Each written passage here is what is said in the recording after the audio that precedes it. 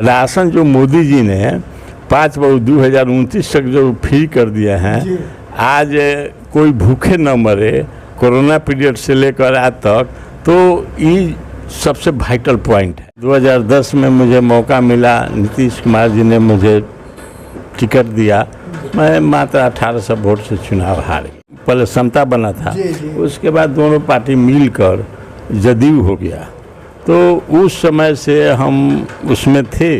बनियापुर विधानसभा के पूर्व विधायक प्रत्याशी वीरेंद्र ओझा जी हमारे साथ लाइव पर जुड़ चुके हैं। चाहे वो निचला नेतृत्व हो या फिर उच्च स्तरीय नेतृत्व हो, सभी नेतृत्व को बखूबी ये निभाते हैं। बनियापुर ब्लॉक के वर्तमान ब्लॉक प्रमुख प्रतिनिधि हैं, तो वर्तमान में बनियापुर की क्या स्थिति है और 2024 के लोकसभा चुनाव पर भी हम इनसे चर्चा करने वाले हैं। तो स्वागत है आपका सर। पहले आपका स्वागत करता हूँ।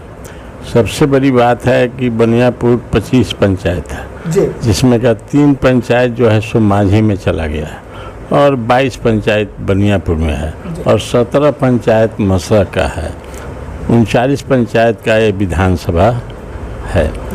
तो बनियापुर 25 पंचायत जो है वो भी हम लोग के देख रेख में है, इसलिए कि सारी लोग आज से नहीं, परसिमन 2009 में हुआ, लेकिन 2009 के पहले से उस पंचायत के भी बच्चा से लेकर गार्जियन तो लोग भी हम लोगों के साथ जुड़े हुए हैं और आज भी आदर करते हैं। हम लोग उसी दृष्टिकोण से देखते हैं और उनको मदद भी करते हैं।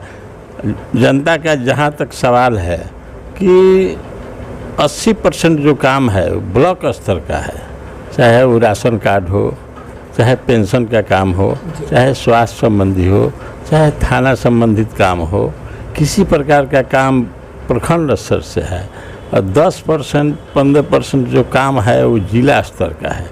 तो जिला में भी हम लोग निपटाने का काम कर देते हैं, तो यहाँ तक तो लोगों को आसान हो जाती है। 5% काम जो है सो प्रांत स्तर का काम है, तो बड़े लोगों से संगत है, पार्टी के लोगों से संगत है।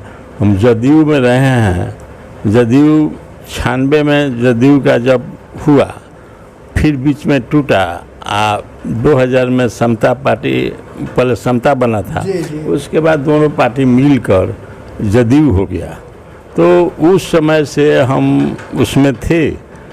2010 में मुझे मौका मिला, नीतीश कुमार जी ने मुझे टिकट दिया, मैं मात्र 1800 वोट से चुनाव हार गया। उसके बाद महागठबंधन हो गया, तो मैं लालू जी के समर्थक कभी भी नहीं रहे, इसलिए हमारे बड़े लोग भी उसमें से बहुत लोग उनके साथ चले गए, लेकिन मैं उसको एक्सेप्ट नहीं किया, मैं जहाँ था वहीं रह गया।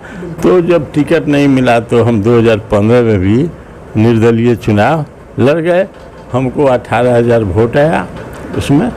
उसके बाद 2020 में जब फिर हम अपना जदयू ज्वाइन कर लिए, जदयू ज्वाइन करने के बाद हमको जहाँ तक है कि हमारा टिकट भी फाइनल था, लेकिन गठबंधन है, उस समय 4 पार्टी का गठबंधन था, आज 6 पार्टी का आज गठबंधन है एनडीए से। तो उस गठबंधन में टिकट सिंबल किसको जाएगा, तो जदयू बहुत प्रेशर दिया, टिकट भी फाइनल था, लेकिन अंततः तो रात भर में भाजपा के पास चला गया, रात भर में ही चेंज हो गया, ये मुकेश सहनी के पास गया। लेकिन हम भाजपा को कहेंगे कि भाजपा के सहयोग से मुकेश सहनी का जो सिंबल था वो मुझे मिला, मैं उस पर चुनाव लड़ा। लेकिन रामविलास जी की जो पार्टी थी उस समय, चिराग पासवान जी, तो चिराग पासवान जहाँ जहाँ जदयू के लोग लड़े थे और दूसरे पार्टी के लोग लड़े थे भाजपा को छोड़कर, तो वहाँ स्थिति चेंज हो गई। वहाँ जितने लोग विधानसभा के टिकट जिनका कटा था, जिनको नहीं मिला था, जो फाइटर थे, वो सब लोग चुनाव में फिर आ गए। तो आ गए तो 15,000, 20,000, 18,000, 30,000, 32,000 सब किसी को वोट आया, जिससे हमारे नीतीश कुमार जी का ग्रास भी कम हो गया। शुरू से राजनीति में है, कमलेश रखो, 1980 से हम राजनीति में हैं और हम जनता के बीच में रहे हैं। हम उस समय उमा पांडे के कांग्रेस का जगन्नाथ मिश्र का सरकार था, हम उस समय से राजनीति मैंने फुल्ली करते थे और चाची बेटा और माँ का रिश्ता था और उनका चुनाव मैंने सब हम देखते थे। उस समय हम मुखिया भी थे, 22 वर्ष मुखिया भी रहे हैं। तो उस समय परिस्थिति दूसरी थी, लेकिन 90 के बाद 95 के बाद सत्ता चेंज हो गई, पति पत्नी की राज आ गया। पति पत्नी के राज में जो हुआ तो आप लोग कम सुने होंगे, देखे कम होंगे, लेकिन हम लोगों ने देखा है। जिसका एज 18 से 25 तक है वो उसको सुना होगा लेकिन देखा नहीं होगा। कितना अत्याचार, भ्रष्टाचार, लूट खसोट, निकलना मुश्किल था, लॉ एंड ऑर्डर का प्रॉब्लम था। शाम को लौट कर घर आइएगा कि नहीं आइएगा, माँ बहन आएंगी कि नहीं, गारंटी नहीं रहता था। ये 2005 तक 4 तक चला, लेकिन जब नीतीश कुमार मुख्यमंत्री हुए तो इस सब परिवर्तन हुआ। एनडीए की सरकार बनी और उस एनडीए के मुखिया नीतीश कुमार हुए और उस समय से जो परिवर्तन हुआ तो बिहार उसी समय से सुधरना शुरू किया और बिहार का विभाजन हो गया था। झारखंड अलग हो गया था, बिहार अलग हो गया था। तो बिहार में कुछ था नहीं, लेकिन अपने परिश्रम से और अपने मेहनतना से और एनडीए के मदद से नीतीश कुमार ने बिहार को बहुत आगे उठाया। लेकिन 2014 के बाद जब मोदी जी आए तो एनडीए की सरकार थी, नीतीश कुमार उस समय फिर चले गए महागठबंधन के साथ। तो महागठबंधन में फिर उनको फील हुआ तो फिर आ गए इसमें। लेकिन आज तक अभी जो परिवर्तन हुआ है मोदी जी के बाद, बिहार में जो विकास हुआ है वो ऐसा कोई परिवार नहीं होगा कि एक लाभ से वंचित होगा। चाहे आयुष्मान योजना हो, चाहे राशन की मैटर हो, चाहे वृद्धावस्था पेंशन हो, चाहे सामुदायिक शौचालय हो, किसी प्रकार का कोई चीज़ है एक परिवार को, हर परिवार को मिला है।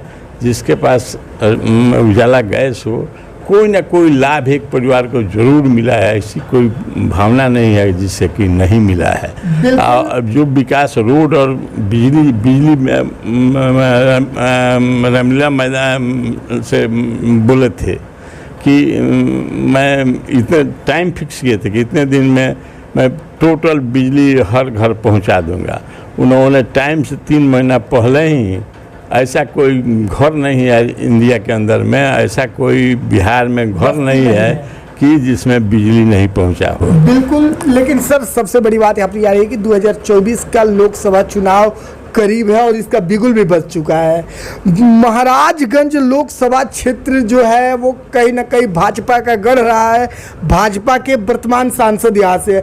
वर्तमान में आपको क्या लगता है कि महाराजगंज लोकसभा से कौन सी पार्टी जो है अपना जीत हासिल कर पाएगी सर? अभी जो स्थिति महाराजगंज की है, यहाँ तो कोई पहलवाने नहीं है अभी, इसलिए कि कांग्रेस को मैंने पार्टी में सिंबल चला गया है।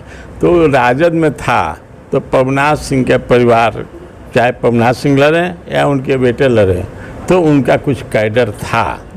लेकिन और किसी पार्टी का जो कैंडिडेट सोच रहे हैं आने का, यहाँ हम नाम किसी का नहीं कहेंगे, लेकिन वो जो सोच रहे हैं ना, उनका एगो कैडर है, ना कांग्रेस का कहीं आता पता है और न कोई चीज़ है। तो अब की बार सिकरवार जी गिनीज बुक में इनका नाम लिखाएगा, इसको कोई टाल नहीं सकता है। इसलिए कि ये पार्लियामेंट्री कॉन्स्टिट्यूंसी जो है चित्तौड़गढ़ बोलता है, औरंगाबाद के बाद ये महाराजगंज पार्लियामेंट्री कॉन्स्टिट्यूंसी का छपरा जिला में नाम आता है। बिल्कुल। तो लाइव के माध्यम से जनता भी देख रही है, जनता से क्या कहना चाहेंगे आप? जनता से यही कहना चाहेंगे अब की तो हम लोग को गिनीज बुक में नाम लिखाना है और बनियापुर विधानसभा का जो है सबसे टॉप में रिजल्ट होगा। इसलिए कि चंद्रशेखर बाबू यहाँ चुनाव लड़ते तो 1,03,000 से मैंने लीडिंग था। हम लोग भी अब की कोशिश कर रहे हैं कि जब सिकरवार जी का, हमारे कैंडिडेट का घर जन्म धरती बनियापुर में है, भूमियारा गांव में हुआ है, यहीं के बेटा हैं और एक आदमी जब यहाँ के प्रत्याशी थे वो मशरक के, वो आज नहीं लड़ रहे हैं, तो हमको उम्मीद है कि अब की बनियापुर विधानसभा के जो लोग हैं सोच रहे हैं कि हम लोग किसी बाहरी को दर्शन नहीं होने देंगे, हम लोग ठेपा बटन दबाएंगे कमल छाप पर और भारी मत से भिजवाएंगे, लाख के करीब में हम लोग पहुंचाएंगे। यहाँ यही हवा 6 विधानसभा में गूंज रहा है। कंपटीशन है कि कौन बीच करेगा, वो जनता की भी इच्छा है और सब लोग मोदी मय हो गए हैं। अति पिछड़ा दलित महादलित के बस्ती में आप जाइए, सवर्णों के छोड़ दीजिए, लेकिन आप जाकर टेस्ट कर लीजिए कि ये जो उजाला गैस जो है, जितने कार्डधारी थे बीपीएल के, सब किसी को मुफ्त में मिला है।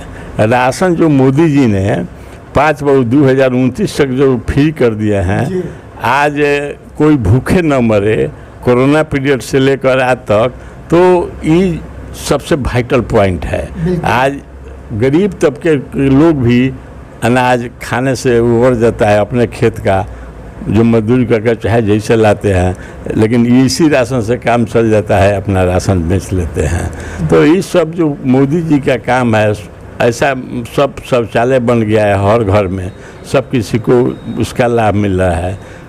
आयुष्मान योजना जो है 5 लाख तक का फ्री इलाज है, सब किसी को, जितने कार्डधारी हैं सब किसी को बन रहा है, अलाउ हो गया है कि ना सब किसी को मना कर दिया। बिल्कुल बिल्कुल। चलिए जी, चैनल से जुड़ने के लिए और अपना कीमती समय देने के लिए बहुत बहुत धन्यवाद आपका।